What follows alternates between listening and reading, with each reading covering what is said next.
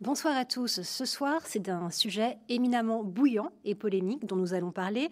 Un sujet qui génère autant de fantasmes que de levées de boucliers. Il s'agit de la réforme du collège et nous allons plus spécifiquement parler de l'enseignement des programmes d'histoire.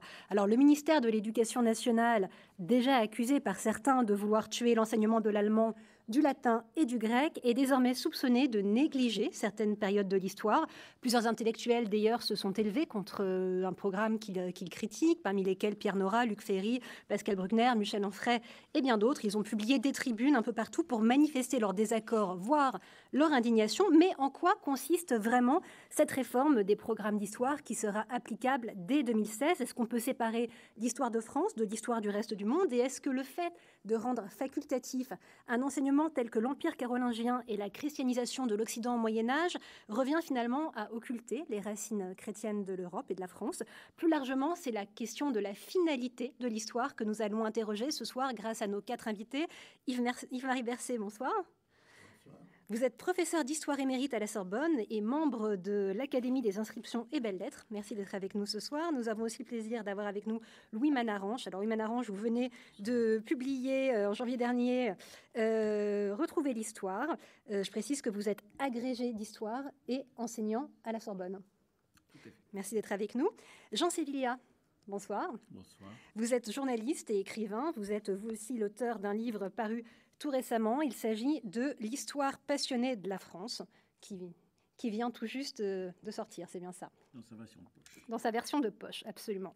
Et enfin, nous avons le plaisir d'avoir également avec nous ce soir Christine Lécureux. Bonsoir. Bonsoir.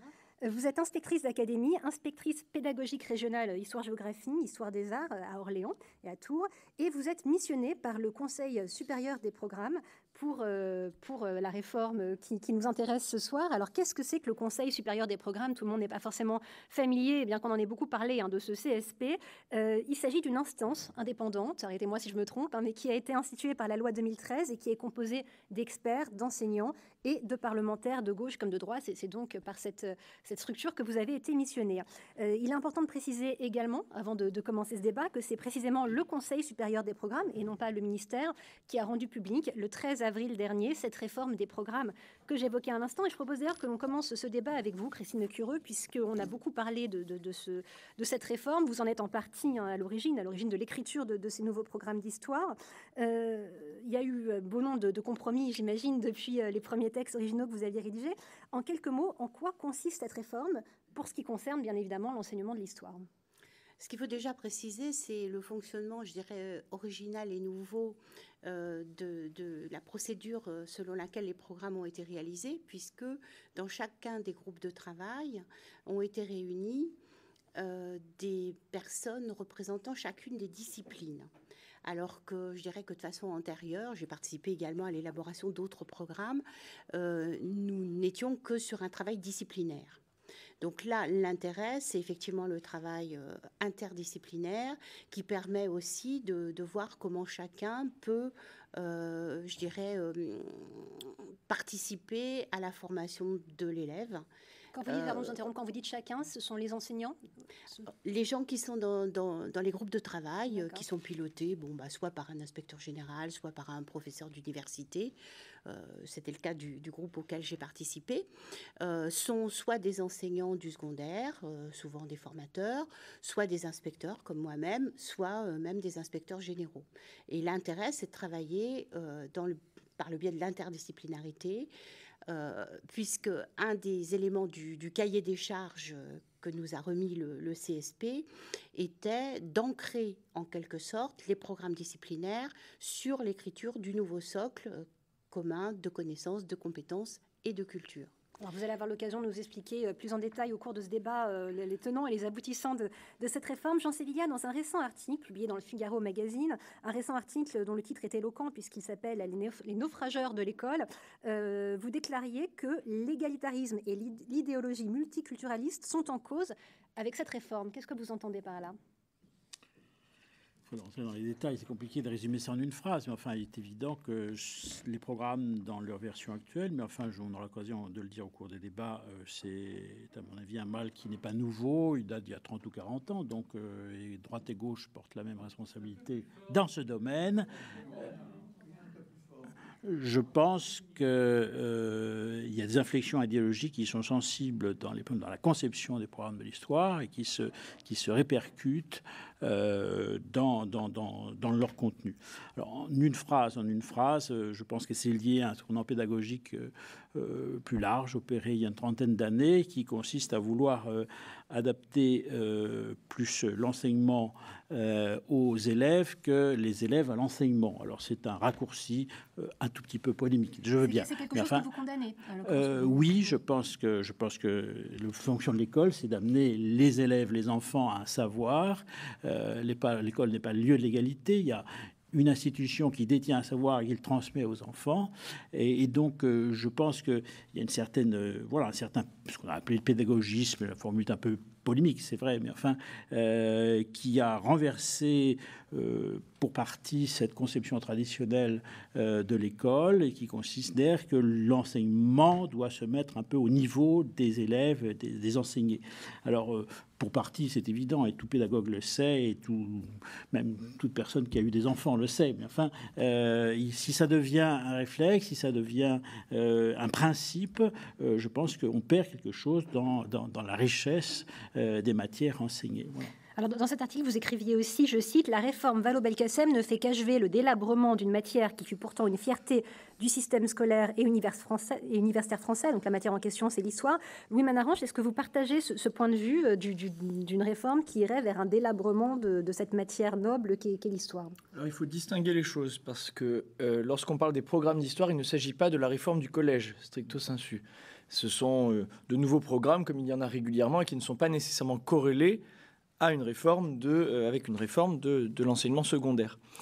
Alors, après, le contenu de ces programmes, à mon sens, effectivement, renforce, comme le dit justement Jean Sévillat, une tendance que l'on voit à l'œuvre depuis déjà plusieurs décennies. C'est-à-dire, finalement, malgré l'apparence d'un retour au chronologique, un renforcement du thématique, puisqu'il y a quand même une sorte d'explosion des cadres géographiques où se jouent les événements historiques étudiés, donc fondamentalement quelque chose de thématique, et puis des impasses qui me semblent assez dramatiques. Alors j'imagine qu'on reviendra dans le détail du programme, donc je ne veux pas m'appesantir là-dessus tout de suite, mais voilà, ce qu'on peut saluer néanmoins, c'est la plus grande autonomie laissée aux professeurs. Ça, là-dessus, je pense qu'on peut quand même saluer cette louable démarche du CSP, de l'avoir signifié, d'avoir voulu essayer de l'honorer. En revanche, sur là où se joue cette autonomie, je crois que là, il y aura quelques débats. Alors, on va vous laisser tout à l'heure, Madame Lescureux, la possibilité de vous défendre, entre guillemets, en tout cas de vous exprimer. J'aurais juste souhaité terminer ce tour de table avec vous, Yves-Marie Bercé, un autre historien qui était d'ailleurs récemment sur ce plateau, Jean-Christian Petit-Fils, qui lui est historien de l'Ancien Régime, a également dénoncé, lui, ce qu'il qualifie, je le cite, une vision bobo de l'histoire de France qui évacue les guerres et tout le tragique pour se focaliser sur l'anticolonialisme permanent et la repentance généralisée. Bon, c'est un peu sévère également, vous en conviendrez. Que vous inspire cette déclaration? Et puis, qu'est-ce que vous, en tant qu'historien, vous pensez de cette réforme des programmes scolaires? Alors, avant d'aller justement dans ce détail précis de la composition du programme, et spécialement là de l'histoire moderne, qui me tient bien sûr à cœur, je voudrais tout de même dire relativiser, si on peut dire, la réforme qui est en cours, parce que on dit c'est la réforme de Madame Vallaud, mais elle est ministre depuis peu, simplement, et en fait, c'est, comme on l'a dit tout à l'heure, une tendance longue. Ce programme vient après, il y avait eu une réforme des programmes en 2010, il y en avait eu une précédente en 1995, je crois, il y en avait eu en 1982 ou 83, un programme, une réforme chasse l'autre. Je ne crois pas qu'on puisse être ficelé à jamais dans cette définition. Alors, je crois que l'histoire est une science, un élément de la connaissance monumentale, je crois. Moi, j'ai une vision solennelle, impérialiste de l'histoire. Pour moi, l'histoire, c'est la science du temps. Donc, c'est la perspective la plus vaste de la connaissance. Toute connaissance est soumise au temps. Et dans la tradition sage de l'université française, la découverte du temps passé se fait en 4 périodes qui correspondent à l'historiographie traditionnelle, Antiquité, Moyen-Âge, temps moderne, histoire contemporaine. Il y en a des scansions différentes selon les nations, selon les romans nationaux, si l'on peut dire. Je crois qu'il est très important, d'une part, que l'histoire en tant que science ait un horaire très vaste, alors qu'il est réduit, je dirais, tendanciellement depuis longtemps, et qu'à l'intérieur de ce programme d'histoire, les 4 périodes soient représentées de manière équitable, dirait-on, pour rendre compte des phénomènes qui correspondent à chacune de ces périodes. Alors là, je reviendrai, si vous le voulez bien, tout à l'heure, aux phénomènes concernant la période moderne dont Christian Petit-Fils dénonçait qu'ils étaient soit brimés, soit abusivement privilégiés. On aura effectivement l'occasion d'y revenir et d'évoquer de nouveau cette expression que vous venez d'évoquer de roman national, qui est effectivement un terme très souvent utilisé, mais si je peux dire encore, c'est que l'histoire donc est la science des sciences, mais c'est aussi, elle a plusieurs discours, le genre de l'histoire savante et l'histoire enseignée, ce sont 2 genres différents. Peut-être même leurs contacts sont-ils difficiles et presque incompatibles. Il faut donc imaginer un discours de l'histoire enseignée. Et à ce niveau de l'histoire enseignée, je crois que l'école est aussi l'histoire est aussi une école de sagesse. Je crois qu'elle donne, faut tout de moins si elle est bien enseignée, on peut faire confiance à la sagesse, à l'esprit critique des enseignants, pour inculquer justement une vision sobre, sereine, factuelle de l'ensemble des phénomènes passés. Alors, avant de poursuivre, je voudrais juste vous donner la parole, Madame Lecureux, parce que vous avez une place qui n'est pas forcément confortable. Vous avez 3, alors je ne dirais pas 3 détracteurs, parce qu'on vient de le voir, il y a aussi des aspects positifs dans cette réforme, mais en tout cas, voilà, 3 sons de cloche qui peuvent être un peu critiques, non pas à votre égard à vous, bien évidemment, mais à l'égard de la réforme des programmes d'histoire. J'avais envie de savoir comment vous souhaitez réagir à ces interventions. Alors, d'abord, je suis quand même assez étonnée qu'on parle de délabrement. Parce que moi, j'ai été aussi enseignée un jour, et il se trouve que, ayant fait un bac scientifique, je n'ai même pas passé d'histoire-géographie au bac, tout simplement. Et que l'histoire que j'ai subie, parce que je ne peux pas dire autre chose que ça, au lycée, entre la 6e et la terminale, c'était une histoire uniquement bataille, une histoire qui n'était pas celle des hommes, qui n'avait aucun impact social ni culturel. C'était une histoire sans document, et c'est une histoire qui m'est carrément passée au-dessus de la tête. Et si je suis venue à l'histoire, c'est vraiment pas par l'école, et je trouve ça dommage. Et j'ai souhaité enseigner tout à fait autrement, effectivement. J'ai souhaité enseigner avec des documents. J'ai souhaité surtout ne pas déverser du savoir sur mes élèves, mais les aider à le construire et aussi les aider à réfléchir. Et je pense que si on regarde un petit peu ce qui était demandé aux élèves des années 70, j'ai passé le bac en 73, et ce qu'on demande à nos élèves actuellement, le niveau de réflexion n'est pas le même. Alors ça ne veut pas dire qu'ils arrivent à ce qu'on leur demande. Ça, c'est un autre point. Je suis tout à fait d'accord que nous n'atteignons pas forcément avec tous les élèves les objectifs que nous nous fixons. Bon, c'était un préalable. Donc, pour ne pas laisser dire quand même certaines choses, moi je crois qu'il ne faut pas avoir une espèce de nostalgie d'un temps parfait. Moi, je vous assure que ce qu'on demande à nos élèves actuellement est plus difficile en termes de réflexion que ce qu'on demandait il y a 40 ans. Ça, c'est un premier point. Le second point, il est sur les horaires. Nous avons effectivement un temps qui est celui de 3 heures pour l'histoire, géographie, l'éducation. Voilà. Il y a d'autres disciplines qui cherchent aussi à prendre leur place. Vous savez très bien qu'établir une grille d'horaire pour des écoles, c'est une sorte de compromis entre ce qui paraît le plus important pour former des êtres pensants. Puisque je crois quand même que l'objectif final de l'école, c'est former des êtres pensants et que l'histoire y contribue, à mon avis, largement, parce que je pense, comme vous, qu'on est un petit peu au croisement d'un certain nombre de disciplines. On dit quelquefois, avec un peu de forfanterie, que toutes les autres sciences sont des sciences annexes pour l'historien. Hein. Voilà. Donc, on aura l'occasion de revenir tout à l'heure à la finalité, effectivement, de l'histoire, mais qui est effectivement de nous faire réfléchir. Alors, en termes de cahier des charges, puisqu'on avait un cahier des charges quand même assez précis, qui était, premièrement, d'ancrer l'ensemble des programmes disciplinaires autour des compétences du socle. Et si vous regardez un petit peu la façon dont les programmes d'histoire sont faits, au cycle 3 et au cycle 4, parce que j'aimerais bien qu'on ne dissocie point le cycle 3 du cycle 4. Peut-être que vous les rappeler pour les téléspectateurs. Je les rappelle. Le cycle 3, c'est CM1, CM2, 6e, et le cycle 4, 5e, 4e, 3e. Dans la mesure où on commence à travailler avec les élèves du cycle 3 en histoire, il y a l'idée de construire une certaine continuité verticale entre les cycles. Donc des choses qui sont menées au cycle 3 ne sont pas reprises de la même manière au cycle 4. C'est peut-être ce qui vous a fait dire, Monsieur Manarange, que nous avions finalement des entrées thématiques à l'intérieur d'entrées chronologiques. J'avais regardé l'ensemble des cycles quand même avant de venir ici, rassurez-vous. Mais... Et c'est vrai que l'idée, c'est de construire les repères dans la durée, d'avoir une première sensibilisation aux repères chronologiques, les grandes périodes du temps que vous nous avez rappelées, et ensuite de revenir dessus avec d'autres entrées plus précises, puisqu'on a affaire à un public un petit peu plus mature. Pour avancer dans le débat, vous parlez de différentes entrées. Il y a notamment l'entrée concernant l'histoire de France dans les programmes. Certains se sont interrogés sur la place de cette histoire de France. Vous parliez, Monsieur Bercé, il y a quelques minutes du roman national. C'est une expression qui a été beaucoup utilisée ces derniers temps. Alors, qu'est-ce qu'on entend par roman national? Tout le monde n'est pas forcément familier avec cette expression. Donc, ça désigne, là aussi, arrêtez-moi si je me trompe, vous êtes les historiens, ça désigne un récit fortement teinté de patriotisme tel qu'il a été élaboré par les historiens du 19e, par exemple, qui valorisait la construction de la nation. Jean Sévillia, si j'ai bien compris, vous êtes plutôt favorable à cette approche du roman national, plutôt opposé à ceux qui la critiquent. Et alors, peut-être ai-je mal compris votre pensée, mais vous avez le sentiment que peut-être la réforme des programmes ne faisait pas une place assez importante à cette idée de roman national? Oui et non. Enfin, vous venez de dire, vous avez dit, le roman national était teinté de patriotisme.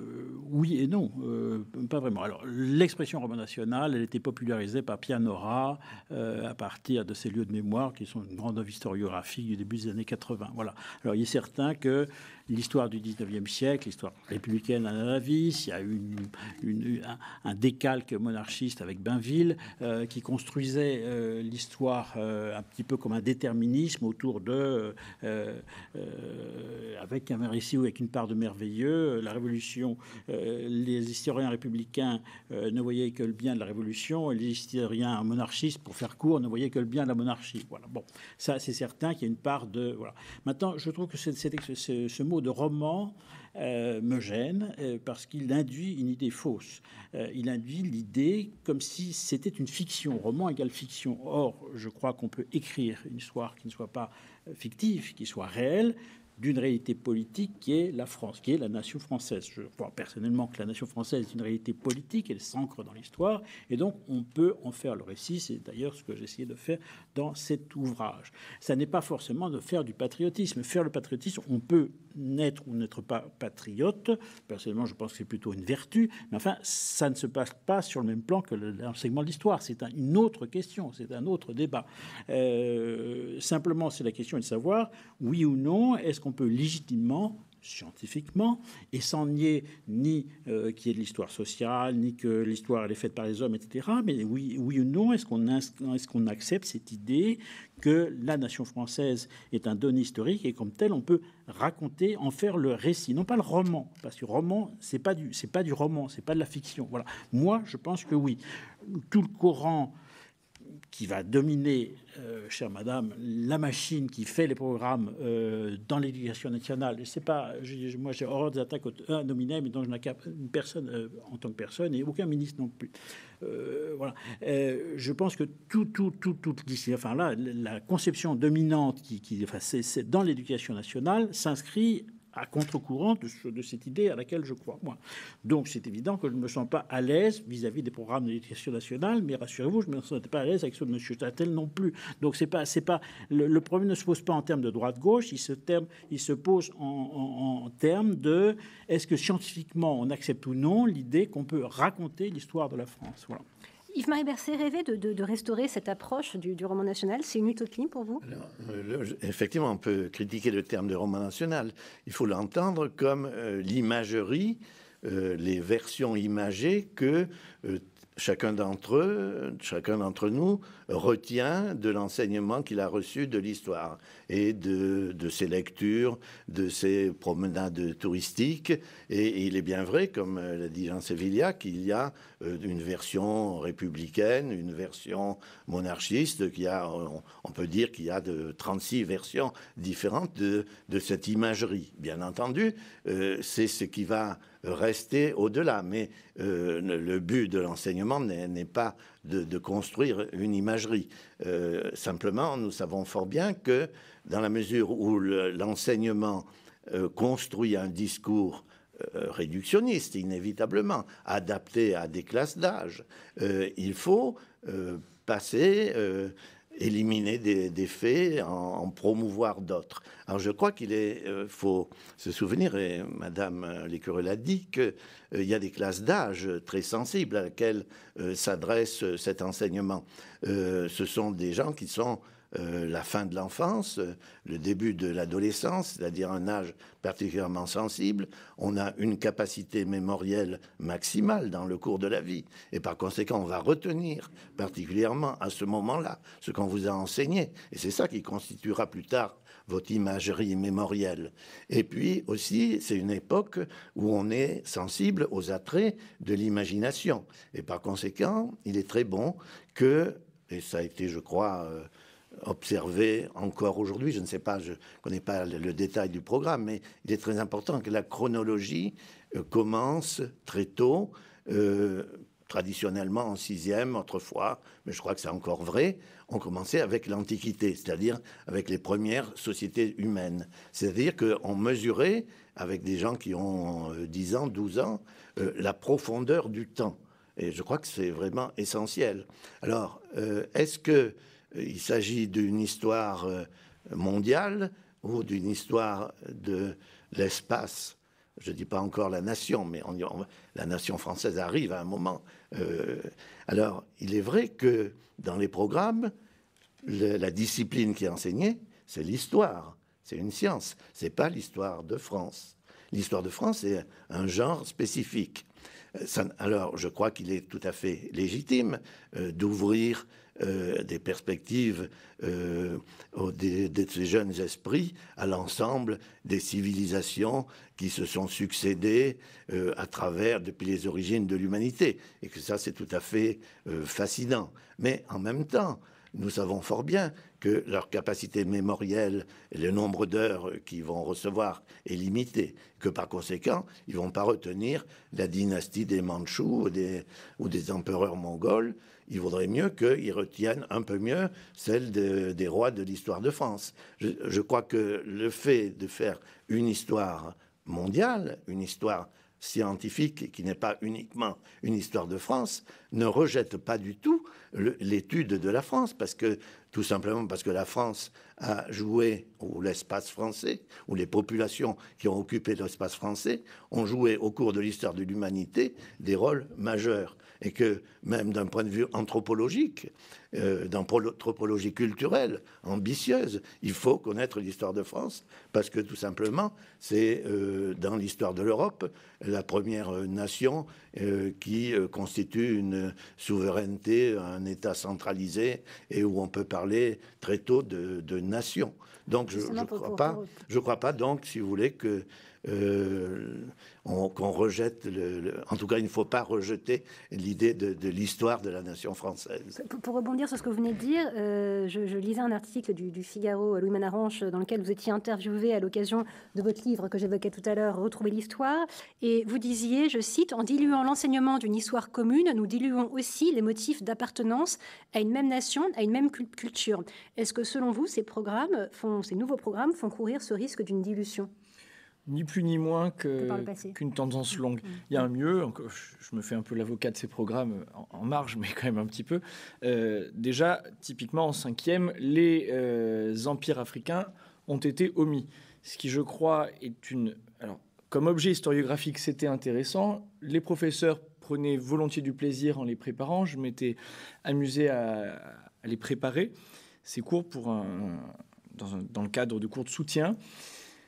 Il est vrai néanmoins que ça introduisait une chronologie tout à fait différente, un cadre spatial tout à fait différent, au milieu d'une histoire qui reste très, disons, ou bien méditerranéenne ou bien occidentale, et il n'est pas plus mal que la nouvelle version les omette. Donc là-dessus, il y a un vrai mieux. En revanche, là où il me semble qu'il y a quelque chose d'assez tragique, et je ne sais pas pour mythifier un âge antérieur où l'histoire aurait été enseignée parfaitement. Ce n'est absolument pas mon propos. Ce que je constate, c'est qu'en revanche, la christianisation du monde occidental à l'époque médiévale, je ne parle pas des origines du christianisme qui sont traitées en 6e. Alors on va me dire, oui, mais c'est traité à l'occasion de l'émergence du pouvoir royal. Mais enfin... c'est quand même une part de la défense du CSP qui tweet abondamment de surcroît. Donc, c'est pas ma défense. Hein. Ah, peut-être pas la vôtre, mais alors comme malgré tout, c'est moi qui ai écrit le titre. Ah d'accord. Je pense quand même que je peux peut-être vous éclairer très sur la volontiers, question. Alors, je crois qu'il manque quelque chose dans la version des programmes que le CSP a publiés. C'est l'explicitation en quelque sorte de l'articulation entre les sujets d'études et les thèmes. Et là, je crois que c'est une erreur de notre part et qu'il faudra rectifier pour que ce soit plus lisible. Mais en tout cas, ce qui est à traiter, c'est le thème. Et les sujets d'études sont là pour éclairer le thème, permettre de rentrer dans du concret, dans des façons de zoomer, en quelque sorte, sur des espaces donnés.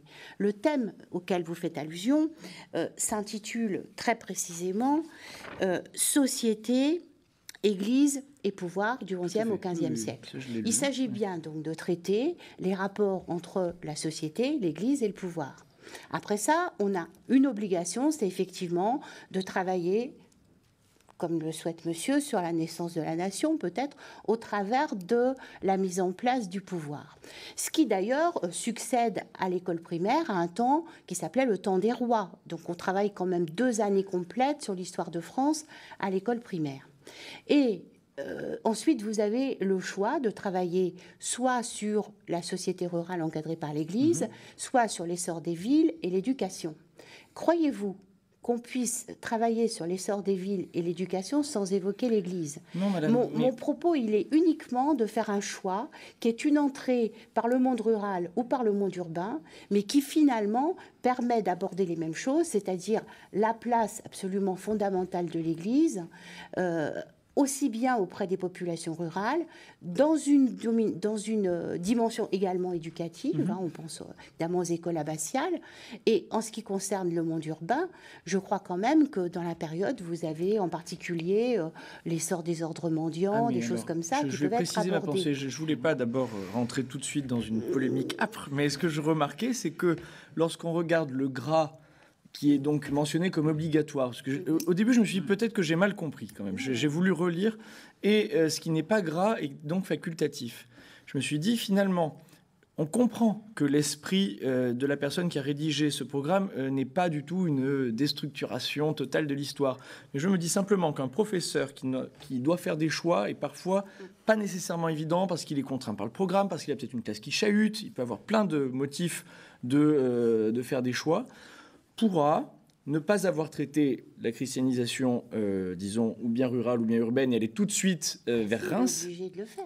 Il n'est pas obligé, c'est fait dans les thèmes facultatifs. C'est un des deux. Oui, mais Il faut en faire un des deux. On peut manquer quelque chose.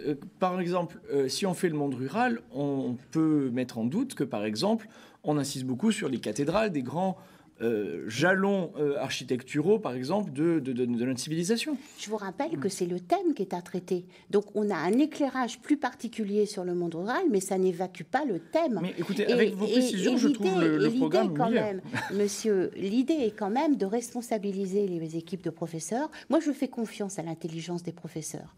J'estime que ce sont des intellectuels. Ce ne sont pas des simples exécutants. Ce sont des gens qui sont capables de dégager les points forts. Ils savent enseigner. Après ça, le programme, c'est quelque chose qui va guider vers certaines orientations, mais c'est aussi pouvoir s'adapter à un milieu. On a des gens qui vivent près de l'abbaye de Fontenay, j'en prends une au hasard, ou Noirlac, allez, une qui est dans mon académie. Bon, on va peut-être partir de là. Et si on habite à Reims, on va peut-être plutôt partir du côté de la cathédrale de Reims. On est heureux de savoir que les professeurs ont l'esprit critique, ont assez d'autonomie, d'indépendance intellectuelle pour dépasser, si on peut dire, s'affranchir des programmes. Mais enfin, il y a tout de même une lettre des programmes. Vous avez parlé de monde rural encadré par l'Église. Alors, les termes là me paraissent très restrictifs parce que s'il s'agit d'évoquer la chrétienté médiévale, eh bien, on pense d'abord effectivement aux cathédrales, à Saint François d'Assise, à Saint Thomas d'Aquin, à l'extraordinaire élan monastique. Bon.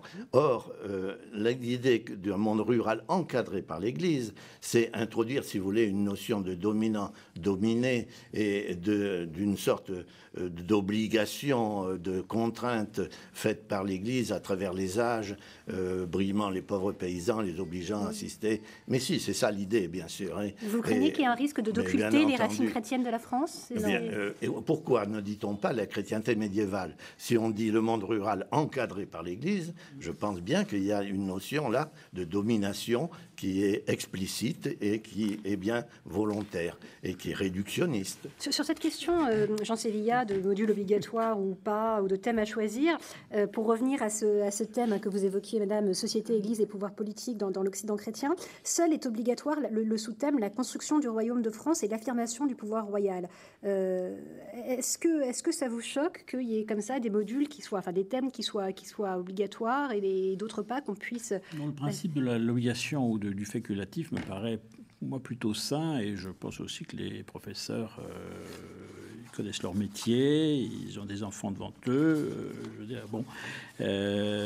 Donc ça, c'est pas ça qui me choque. La question est de savoir qu'est-ce qu'on met dans le facultatif et qu'est-ce qu'on met dans l'obligatoire. Moi aussi, j'ai eu très près vos programmes. Il y a débat, je veux dire...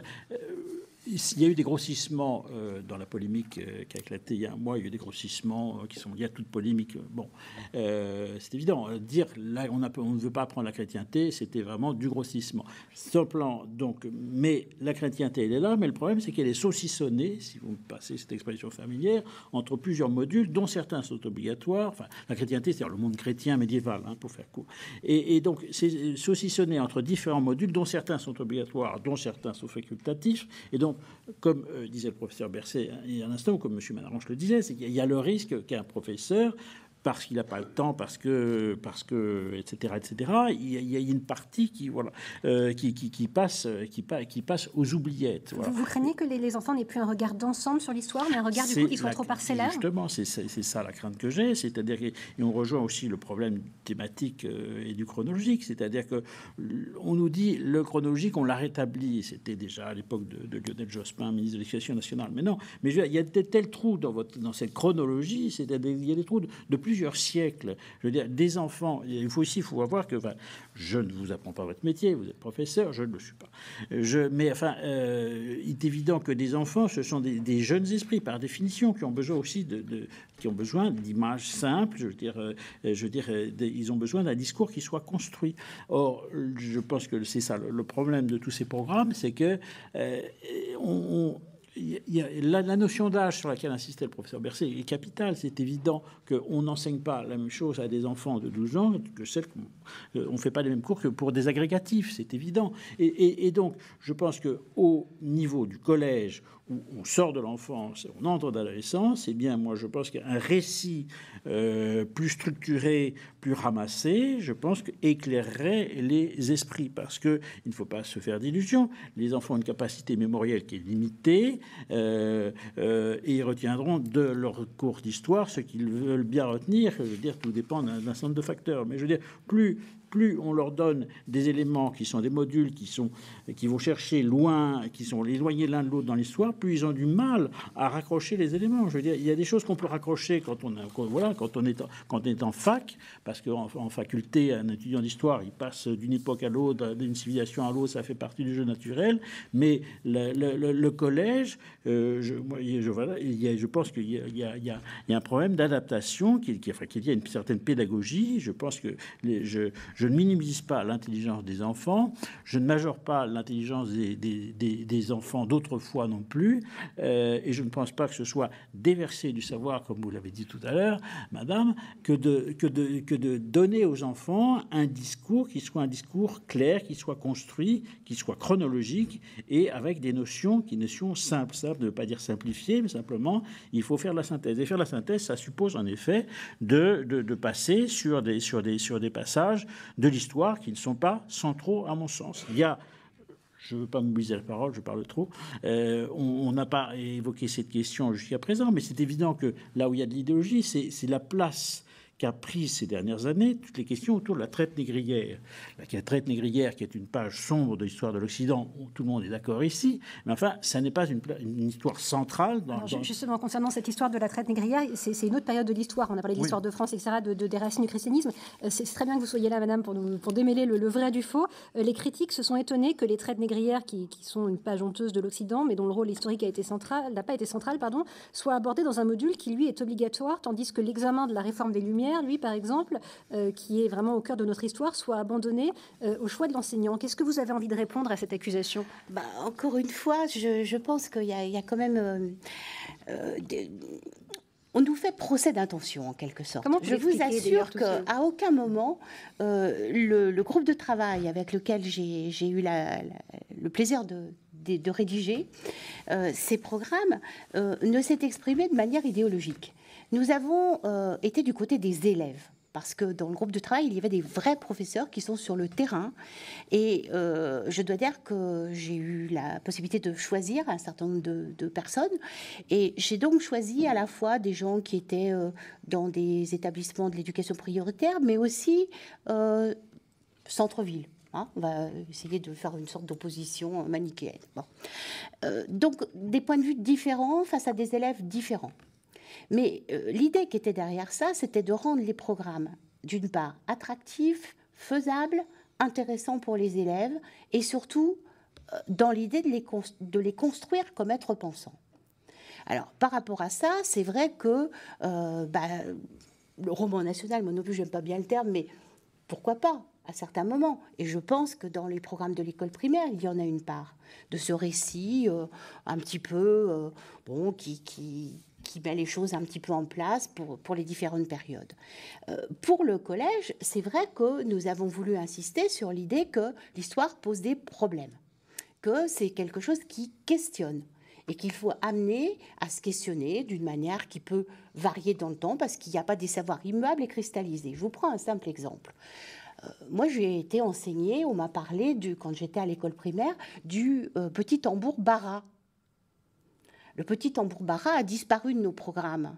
Pour autant, il me semble me souvenir qu'il y a un colloque de 91 qui pose la question des héros et héroïnes de la Révolution française et où on se pose la question du mythe autour. Il n'a jamais existé. Voilà, exactement. C'est pour ça que je pose cette question. Donc, peut-être que c'est une chance qu'il ait disparu de nos programmes, du coup. Enfin, moi, ce que je veux dire, c'est que l'histoire, c'est quelque chose qui est questionné à la découverte de nouveaux documents, à la découverte de nouvelles façons de questionner un document identique. Par exemple, les registres de baptême, mortalité et sépulture ont été questionnés à différents moments de l'histoire de façon différente. Ils n'ont pas apporté les mêmes réponses. Et je crois que c'est intéressant d'initier les élèves à comprendre l'intérêt du questionnement autour d'un document. Bon, donc ça, c'est un élément, je dirais, qui est du côté de la compétence et qui est évidemment pas du côté de la connaissance pure et dure. Mais ne croyez-vous pas que apprendre aux élèves à raisonner, à argumenter, à être capable d'expliquer, à justifier, c'est des éléments qui sont fondamentaux. Mais madame, non. En cinquième. Très bien pour... à partir de... On est tous ravis que Bara ait disparu des programmes, alors que le chant du départ disait que son sort devait nous faire envie. Oui. Ce n'est pas forcément d'ailleurs spontané. Mais on lit, il y a des choses... Je vous crois volontiers, enfin, d'ailleurs, j'ai aucune raison de ne pas vous croire, et j'entends votre défense. Mais lorsqu'on lit ce que certains experts ont donné comme avis au CSP, et c'est publié sur le site du ministère. Ça n'est pas sorti sur des sites polémiques. Et lorsqu'on lit, par exemple, que des jalons comme Vercingétorix, Clovis, Charlemagne, Saint-Louis et Jeanne d'Arc sont archaïques. On lit également qu'il est parfois nécessaire, alors j'entends l'expérience du pédagogue, mais l'écrire c'est autre chose, de passer par Hitler pour faire comprendre le pouvoir personnel de Louis XIV. Là, on est dans une déconstruction de l'histoire. Et c'est écrit. Ça n'est pas dans nos programmes. Oui, mais c'est pourquoi diable le mettre sur le site du ministère comme la parole des experts, écoutez, qui donne du coup un paratexte à vos programmes où on se dit. Ça, je n'en sais rien, mais je vous assure que ce n'est pas dans nos programmes. Et si vous regardez bien, il est tout à fait possible d'évoquer les grandes figures que vous avez citées au travers de nos programmes. Et à aucun moment, il n'est dit que Hitler doit servir à expliquer Louis XIV. Mais c'est stupéfiant parce que c'est un paratexte qui est institutionnalisé. Ce que j'aimerais bien, c'est qu'on ne lise que nos programmes, parce que c'est ça qui fera foi, en l'occurrence, s'ils sont acceptés. Madame, vous voyez le paradoxe, parce que vous défendez vos programmes vis-à-vis d'une lettre qui est parfois trop mal ficelée pour qu'on la comprenne bien. Et vous avez raison de les justifier. Et lorsqu'on veut faire cette démarche soi-même, on passe par le paratexte qui est sur le site du ministère. Et qu'est-ce qu'on lit? On lit ces choses-là. Donc, vous voyez, c'est compliqué. Il faudrait peut-être que votre paratexte à vous... il n'a pas été publié. Marie Bercé, vous vouliez dire quelque chose? L'exemple de la traite négrière est excellent parce que c'est un phénomène qui a existé, qui a une certaine importance, mais qui ne domine pas l'ensemble des siècles modernes. Ce n'est pas de ce phénomène que résultent des courants de civilisation, etc. Donc, il y a, en choisissant d'accentuer ce problème particulier, c'est correspondre à un courant d'opinion qui est précaire, qui correspond à une conjoncture politique actuelle qui passera. Et je crois qu'il y a véritablement là l'idée d'une politisation, d'une idéologisation et qui correspond à une tendance qui est spontanée, qu'on trouve chez tout le monde, chez les enfants et chez les hommes politiques, qui est de transformer l'histoire en tribunal, de vouloir moraliser le passé, de faire ce que Nietzsche appelait de la moraline. Et alors, faire de la moraline dans l'histoire, c'est véritablement anti-scientifique, c'est vouloir juger, parler de la traite des Noirs à partir de nos conceptions d'aujourd'hui, c'est l'anachronisme essentiel.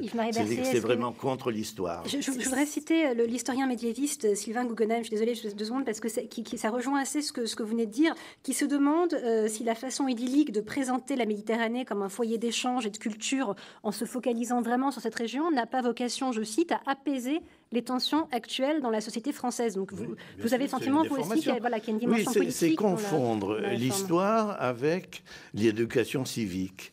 D'ailleurs, c'est dit régulièrement, on nous dit qu'il faut former des citoyens, les ouvrir sur le monde moderne. Or, le passé est un élément de connaissance qui doit être connu pour lui-même et non pas en fonction de nos préoccupations contemporaines. Le passé est un élément de savoir et c'est ce savoir qu'il faut essayer de communiquer à ceux qui en ont besoin, et non pas parce qu'ils l'attendent, mais parce que c'est un élément de connaissance qu'il faut leur communiquer. Et je veux dire, c'est pas répondre à leurs questionnements. Leurs questionnements, ils seront nécessairement faux. Vous avez répondu à ce qui constitue le dernier volet, parce que cette émission va bientôt arriver à sa fin, à la dernier volet de cette émission qui consiste à savoir quelle est finalement la finalité de l'histoire, notamment leur rôle éventuel dans la formation d'une idée française. Finalement, à quoi ça sert l'histoire, Christine Écurie? Je vais quand même revenir sur les traites négrières, parce que si vous regardez bien le thème 1 de la classe de 4e, l'Europe et le monde 17e, 19e siècle, si on passe un maximum de 1 heure à 1 heure et demie en tout sur la scolarité du cycle 4 sur les traites négrières, c'est le bout du monde. Donc je ne pense pas que ce soit quand même la place fondamentale. Oui, non, je croyais que c'était majoré. Non, pas du tout. Il y a un thème qui s'appelle « Un monde dominé par l'Europe, empires coloniaux, échanges commerciaux et traites négrières ». Ça veut dire que dans cet espace-là, mais c'est un seul sujet d'étude qui doit représenter peut-être 3 heures en tout et dans lequel les traites négrières ne sont qu'une partie. Donc vous voyez que c'est quand même très très peu et il me semble quand même que les grandes découvertes au XVIe, XVIIe siècle ne sont pas tout à fait dénuées d'intérêt. Donc on a bien quand même un monde qui est un peu européano-centré, si on peut dire, à cette époque-là, et ce sujet-là ne fait qu'en parler. Mais c'est très court. Européano-centré, ce n'est pas ethnocentrique, c'est pas du chauvinisme européen, c'est simplement que c'est l'Europe qui a découvert, qui a fait les navigations transocéaniques. C'est pas la Chine. C'est l'objet, c'est l'objet de ce chapitre. C'est l'Europe. C'est l'objet de ce thème. Non, mais vous nous dites, en gros, l'athlète régulière, ça va être 1 heure d'enseignement. Regardez le. D'accord, mais alors, c'est curieux, c'est que ça figure juste dans un titre de vos modules.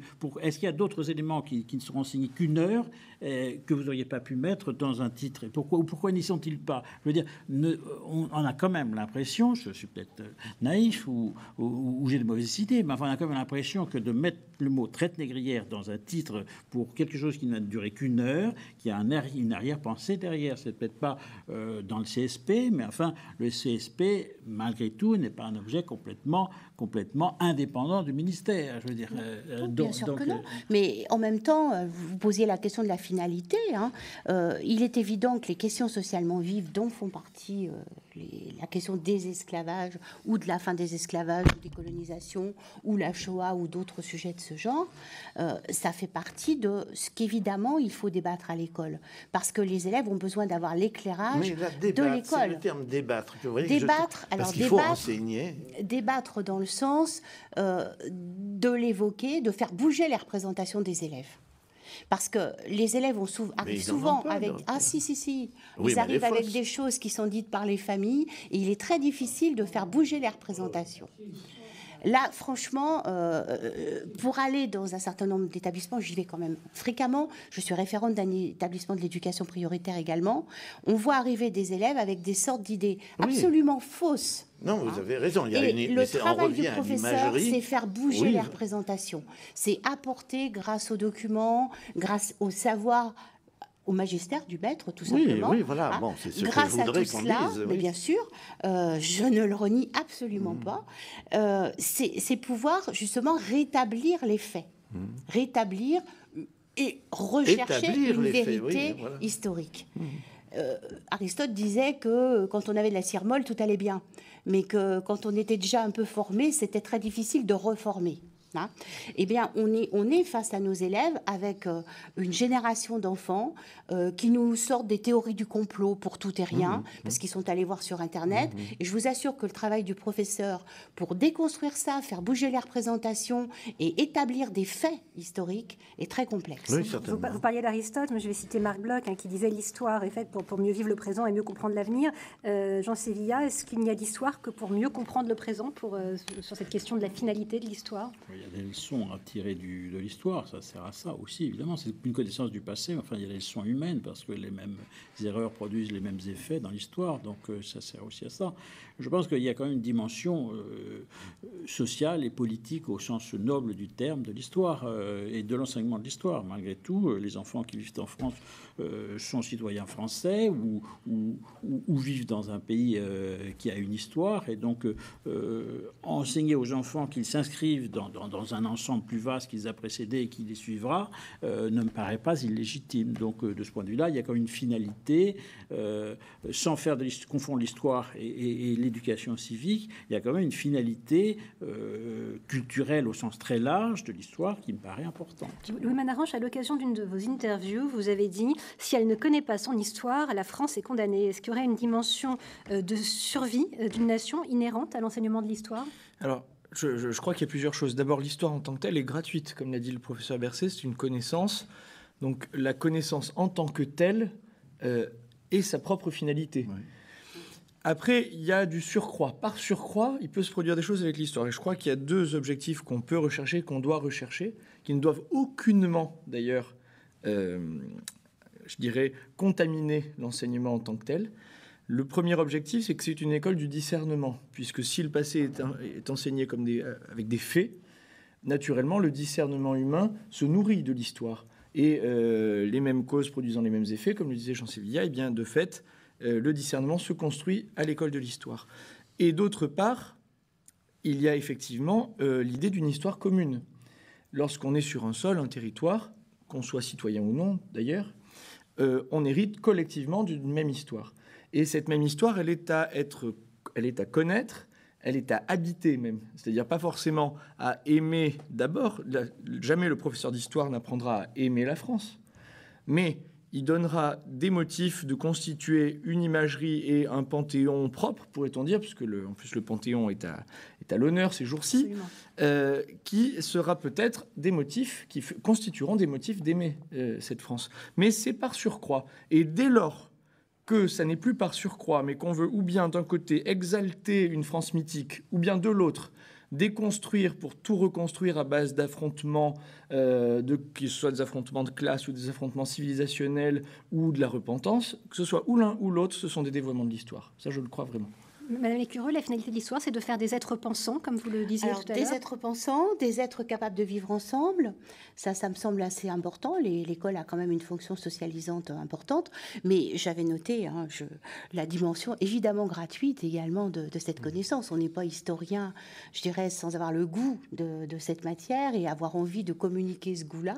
Ça me semble également extrêmement important. Pour autant, c'est vrai que je vous l'avais dit aussi auparavant, moi je pense vraiment que ce que disait Marc Bloch en le paraphrasant, que connaître son passé me semble essentiel pour vivre le présent et anticiper l'avenir.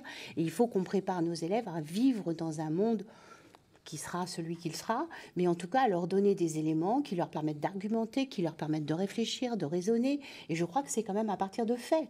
Et il y a à aucun moment nous ne nions la dimension de la connaissance de faits en histoire. Simplement, on veut essayer de l'articuler avec la construction de compétences qui sont ancrées dans le socle commun de connaissances, de compétences et de culture. Yves-Marie Bercé, je vous propose d'avoir le mot de la fin. Il nous reste une petite minute. On peut terminer sur une note positive. Il y a des études qui ont été faites régulièrement sur le suivi des étudiants. Alors, des étudiants au niveau supérieur, de ces gens qui sont spécialisés qui ont fait des études d'histoire. Et on constate qu'ils ont des capacités d'adaptation, d'adaptabilité qui sont plus marquées et qui sont certaines statistiquement. On peut mesurer que, mettons, les littéraires ou même les linguistes ou même les juristes. Pourquoi ? Parce que ils réussissent mieux dans les concours de fonction publique ou même dans les sélections, le recrutement dans les entreprises, parce qu'ils ont, au fond, la connaissance des variétés de civilisations, de formation, de culture, de religion, depuis les pharaons jusqu'à Saint-Louis, Robespierre ou Clémenceau, si vous voulez. Enfin, je dis un peu n'importe quoi, mais le fait d'avoir étudié et l'ensemble, justement, de ces différentes périodes de l'histoire donne une capacité d'interprétation, de relativité, des connaissances, d'esprit critique. Effectivement, sur cette note positive qu'on va être contraint de conclure. Merci à tous les quatre pour la qualité de vos interventions. Mardi prochain, nous parlerons d'éthique et chercherons à comprendre si le recours excessif à cette notion n'a pas fini par l'user dans le cadre d'un débat en collaboration avec la conférence Olivain qui s'intitule « Le souci éthique, pierre d'angle ou fioriture inutile ?» Point d'interrogation, vaste sujet. D'ici là, bonne soirée à tous.